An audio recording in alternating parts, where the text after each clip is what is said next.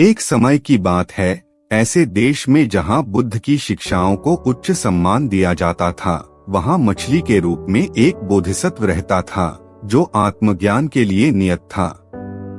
बोधिसत्व ने अनगिनत जीवन जिए थे। प्रत्येक जीवन पुण्य कर्मों और धार्मिकता के मार्ग के प्रति प्रतिबद्धता से चिह्नित था। यह विशेष अवतार करुणा और निस्वार्थता के प्रति उनके अटूट समर्पण का एक प्रमाण था। इस प्राचीन भूमि के एक शांत और हरे भरे कोने में एक शांत और जीवनदायी तालाब मौजूद था, जहां मछलियों और कछुओं का एक समुदाय पनपता था। यह तालाब उनका घर और उनके अस्तित्व का स्रोत था। मछलियां और कछुए सौहार्दपूर्वक सहअस्तित्व में थे, पानी और दोस्ती के बंधन को साझा करते थे जो प्रजातियों में उनके मतभेदों से परे थे। हालांकि एक वर्ष इस रमणीय तालाब पर लगातार सूखे के रूप में एक आपदा आई। आकाश वर्षा से रहित रहा और अथक सूर्य निर्दयता पूर्वक भूमि पर बरस रहा था। कभी ताजा रहने वाला तालाब का पानी कम होने लगा, जिससे मछलियां और कछुए संकट में पड़ गए। जैसे जैसे पानी का स्तर गिरता गया, उन्हें प्यास और जोखिम से मरने की गंभीर संभावना का सामना करना पड़ा। हताशा घने बादल की तरह हवा में छा गई और जलीय जीवों का समुदाय जानता था कि उन्हें जीवित रहने का रास्ता खोजने की जरूरत है। उन्होंने अपनी ऊर्जा और नमी को संरक्षित करने के लिए तालाब के तल पर तेजी से सिकुड़ रही मिट्टी में खुद को दफनाने का फैसला किया। यह उनकी आखिरी उम्मीद थी, आसन्न आपदा का सामना करने के लिए जीवन से चिपके रहने का एक हताश उपाय। घटते तालाब और उसके निवासियों की दुर्दशा की खबर तेजी से पूरे पशु साम्राज्य में फैल गई। राजसी चील से लेकर छोटी गौरैया तक बड़े और छोटे सभी प्रकार के पक्षी सूखे तालाब के चारों ओर इकट्ठा होने लगे। उन्हें आसान भोजन का अवसर महसूस हुआ, क्योंकि उजागर मछलियां और कछुए अपनी कमजोर अवस्था में आसान लक्ष्य बनाते थे। जैसे जैसे दिन बीतते गए, पक्षियों ने तालाब पर झपट्टा मारना शुरू कर दिया और अपनी तेज चोंचों का उपयोग करके कीचड़ से मछलियों और कछुओं को निकालने लगे। यह अत्यंत पीड़ा का दृश्य था, क्योंकि निरीह प्राणी अपने हवाई शिकारियों से बचने के लिए व्यर्थ संघर्ष कर रहे थे। मछलियों और कछुओं की चीखें उजाड़ परिदृश्य में गूंजती थीं, जो जीवन की नाजुकता की याद दिलाती थीं। इस विकट स्थिति के बीच मछली के रूप में बोधिसत्व ने पहचान लिया कि अपने साथी प्राणियों को बचाने की कुंजी अकेले उनके पास है।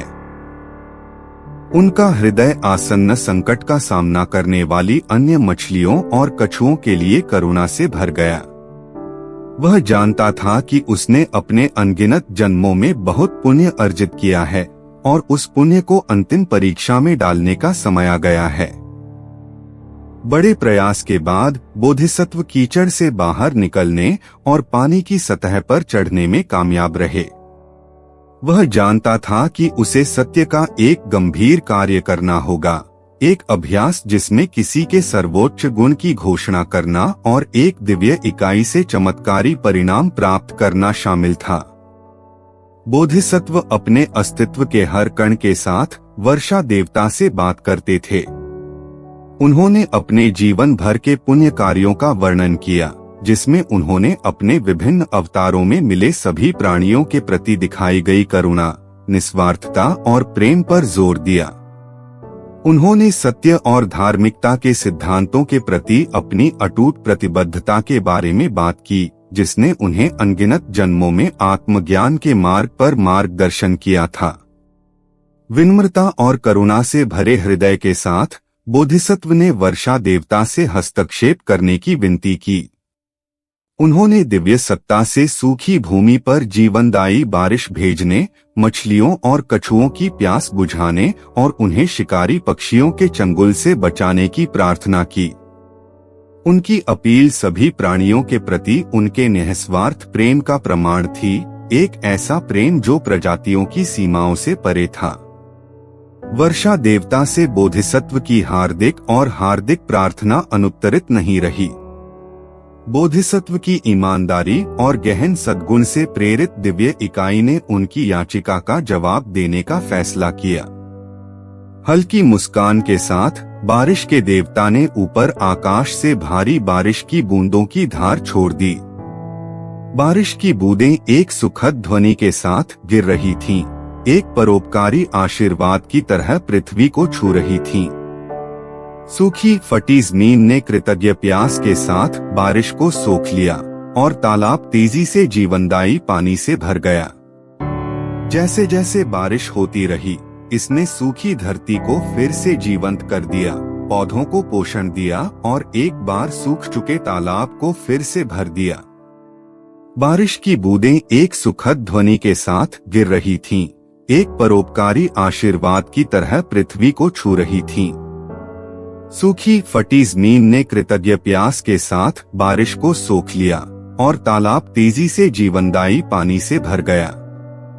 जैसे जैसे बारिश होती रही, इसने सूखी धरती को फिर से जीवंत कर दिया, पौधों को पोषण दिया और एक बार सूख चुके तालाब को फिर से भर दिया। बोधिसत्व, जो अब ताजा पानी में डूबा हुआ था, ने देखा कि उसके सत्य के निस्वार्थ कार्य का फल आया। तालाब को उसकी पूर्व सुंदरता में बहाल कर दिया गया था और उसके निवासियों की जान बचाई गई थी। मछलियां और कछुए पुनर्जीवित पानी में तैर रहे थे, न केवल बारिश के लिए बल्कि बोधिसत्व की असीम करुणा और अटूट समर्पण के लिए उनकी कृतज्ञता उमड़ रही थी। बोधिसत्व के सत्य के निस्वार्थ कार्य और उसके बाद के चमत्कार की कहानी एक पोषित कहानी बन गई, जो पीढ़ियों से चली आ रही है। यह करुणा की शक्ति और प्रत्येक प्राणी के भीतर मौजूद अच्छाई की क्षमता की एक शाश्वत अनुस्मारक के रूप में कार्य करता है।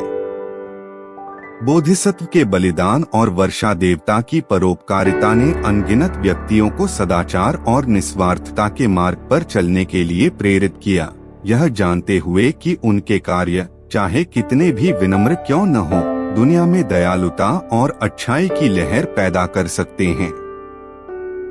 जैसे जैसे समय बीतता गया, बोधिसत्व ने अपनी आध्यात्मिक यात्रा जारी रखी। उनके अनगिनत जीवन काल करुणा और ज्ञान के कार्यों से चिह्नित थे।